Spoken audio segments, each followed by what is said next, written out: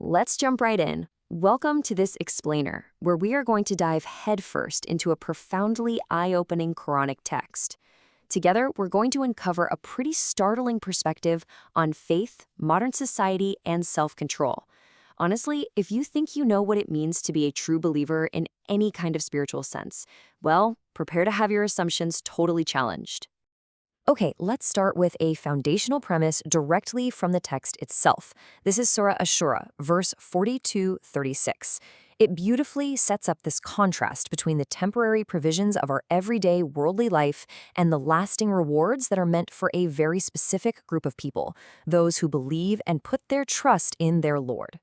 But, looking at that verse naturally leads us to a massive central mystery that we really need to unpack today. Who exactly are those people? How do we actually become someone who truly believes and puts their complete trust in God? It's a huge question, and the answer, well, it probably isn't what you expect. Level 1. The power of stopping. To really understand this, we have to look at what the source material describes as level 1 of true belief, and it completely flips our traditional expectations on their head. The very next verse, Surah 42:37, spells it out. Notice what is missing here. It doesn't mandate some rigid religious checklist. Instead, it demands 3 incredibly difficult things: that we refrain from heinous sins, avoid gross indecencies, and, get this, forgive when angry. What's really fascinating here is the massive paradigm shift this represents. We usually assume that achieving true belief is all about action, right? Doing good deeds, volunteering, praying more. But foremost, true belief, according to this text, is actually about stopping. It's about the active, intentional restraint of refraining from harm. It's about what you don't do. Now, you might be wondering, why doesn't God just explicitly define every single sin or indecency in this passage? Well, as the source notes, those definitions might actually differ from culture to culture over time. Instead, God wants us to prioritize 2 overarching things: deep self-reflection and emotional control. That is the true first effective belief. God essentially wants us to self-correct, and if we can manage to do that, He handles the rest. The danger of normalized sins. So this brings us to an absolutely crucial point. We have to deeply self-reflect because, let's be honest, it is incredibly easy to walk around assuming we're good people while being completely blind to the systems we participate in every single day.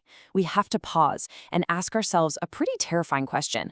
What if the mundane behaviors that are completely normalized in modern society are actually causing massive harm to the world? What if we're actively participating in great sins without even realizing it, just because, everyone else is doing it? The hidden cost of credit. To see if we can actually clear this tough level 1 of belief, let's look at a specific, real-world example of something entirely normalized that might be quietly destroying society right under our noses. Let's look at our financial systems, specifically credit cards and credit scores. Think about it for a second. Our status in modern society is literally dictated by this invisible number. It decides our borrowing power, our social mobility, and credit cards are the absolute backbone of this entire financial machine. And this brilliantly illustrates the massive divide between our individual usage and the true cost to the world. On a personal level, sure, we might face high-interest debt or lifestyle inflation. But zoom out and look at the global, systemic downside of this interest-based system. We are talking about economic bubbles, systemic financial crises, resource depletion, and rapidly widening economic inequality. It is a stark visual of how something completely normal causes catastrophic systemic harm. Now, we've all heard the excuses. Heck, we've probably used them ourselves. We justify using these systems by saying, oh, it's just an emergency backup plan, or I pay off my debt immediately so I don't get charged interest. Why can't I just enjoy the points and the cash back? But the source challenges us here to really study the broader impact. Are we only thinking about ourselves? Look at the evidence. Is the world actually improving because of this interest-based system, or is it deteriorating? This forces a profoundly difficult self-reflection. If our everyday financial tools are contributing to societal harm, literally damaging the world out of sheer selfishness, are we willing to give them up? Can we actually walk away from those sweet credit card benefits for the sake of God? That right there is the real test of refraining from normalized harm. Okay, take a deep breath for a second because the source material acknowledges reality here.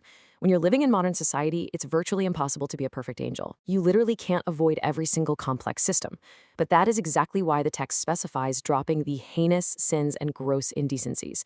The instruction isn't immediate perfection. It's to start by dropping the big ones at least. Make a conscious, active effort to self-correct where the negative impact is largest.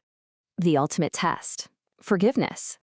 So, once you've tackled that self-correction and you've actually managed to drop your participation in those major systemic harms, you face a mammoth task.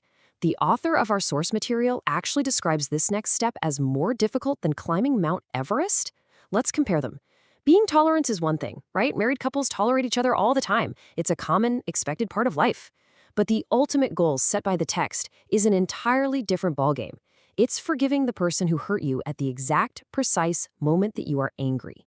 So, the path of true belief we've uncovered in this explainer is actually a journey of scaling up your emotional and spiritual control. Step 1, you self-reflect to identify the everyday harm you might be totally blind to. Step 2, you drop your selfish participation in massive systemic sins. And finally, step 3, you master your most intimate, volatile emotions by actively choosing to forgive. As we wrap up this explainer today, I want to leave you with this final, ultimate test of faith. Let's see if you can truly clear level 1. Think of the last time you were deeply wronged. Moving forward, will you forgive the person who hurts you right at the very moment you are most furious? It is the ultimate shift from acting out to consciously stopping. Thanks so much for exploring this with me today, and hey, good luck climbing your own Mount Everest.